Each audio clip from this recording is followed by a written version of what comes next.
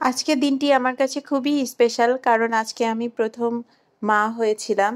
আর মা হওয়ার অনুভূতি সেটা তো মুখে ভাষায় প্রকাশ করার মতো না।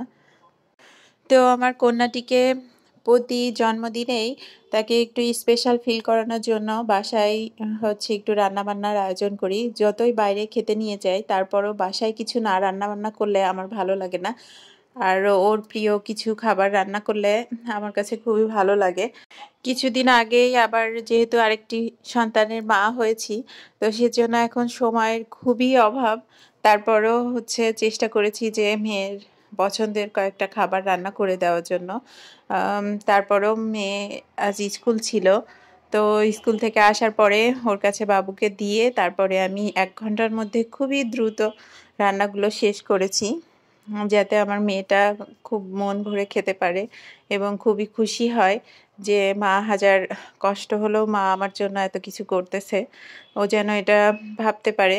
আসলে আমরা মা-বাবা সবসময় চাই যে সন্তানের হাসি মুখটাই আমার মা-বাবাও যেমন চায় যে আমি সবসময় হাসিখুশি থাকি, তেমনি আমিও কিন্তু চাই যে আমার সন্তানরা সবসময় ভালো থাকুক। আর আমার মেয়েটা আমার জীবনের জন্য একটা আশীর্বাদের মতো। আমার মেয়ে যে আমাকে কি পরিমাণ ভালোবাসে সেটা আমি ভাষায় প্রকাশ করতে পারবো না। কারণ একমাত্র আল্লাহ তাআলাই জানে যে ও আমার জন্য কি আর আমি ওর জন্য কি। এটাই।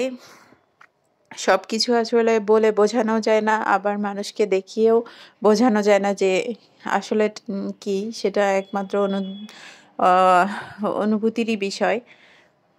তো আমার মেয়ের জন্য সবাই দোয়া করবেন। ও যেন ভালো থাকে, সুস্থ থাকে এবং মানুষের মতো মানুষ